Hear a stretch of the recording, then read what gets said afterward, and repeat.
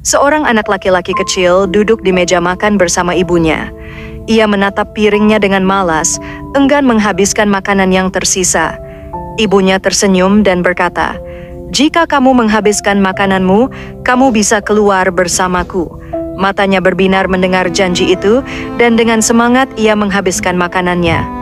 Setelah selesai, ia berkata dengan penuh antusias, "Ibu, ayo kita pergi." Namun ibunya menatapnya dengan ragu lalu berkata, "Waktunya sudah larut, dan di luar ada hantu yang memakan anak-anak kecil. Kita tidak bisa keluar sekarang." Anak itu terdiam. Hatinya kecewa, tapi ia menuruti ibunya. Ia duduk di tepi jendela dan mendengar suara anak-anak lain bermain di jalanan. Tawa mereka riang, tidak ada ketakutan, tidak ada hantu yang menerkam mereka. Ia mulai bertanya-tanya, apakah ibunya berkata jujur? Namun, ia masih kecil dan tak berani membantah. Dan kisah pun berlanjut. Ketika ia tumbuh sedikit lebih besar dan mulai bersekolah, gurunya mengumumkan bahwa siapapun yang berperilaku baik akan diajak dalam perjalanan akhir pekan. Matanya berbinar, ia ingin sekali ikut. Sejak hari itu, ia berusaha keras untuk menjadi anak yang paling disiplin, patuh, dan rajin. Ia ingin sekali mendengar namanya disebut sebagai salah satu yang terpilih. Ketika minggu berakhir, ia penuh harap mendatangi gurunya dan bertanya, "Kapan kita akan pergi?" Namun sang guru menatapnya dengan bingung dan berkata, "Perjalanan apa yang kamu maksud?" Hatinya terjatuh. Janji itu ternyata hanya kata-kata kosong. Ia pulang dengan lesu, merasa dikhianati. Dan kisah pun berlanjut. Di rumah, ia duduk dengan tekun, belajar hingga larut malam.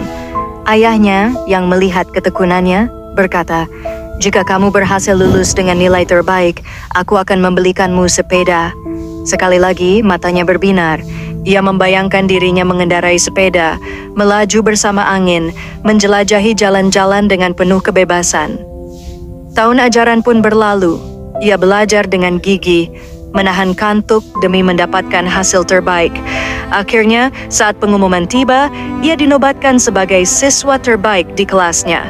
Dengan penuh kebanggaan, ia berlari pulang dan berkata kepada ayahnya, "Ayah, aku juara pertama, di mana sepedaku?" Namun sang ayah hanya tersenyum tipis dan berkata, "Sepeda itu berbahaya, kamu bisa terjatuh dan terluka, lupakan saja." Dunia terasa runtuh bagi anak itu. Lagi-lagi, janji yang diucapkan kepadanya hanyalah angin lalu. Ia mulai bertanya-tanya, apakah dunia ini memang penuh dengan janji kosong? Apakah kata-kata hanya digunakan untuk menenangkan dan bukan untuk ditepati? Dan kisah pun berlanjut.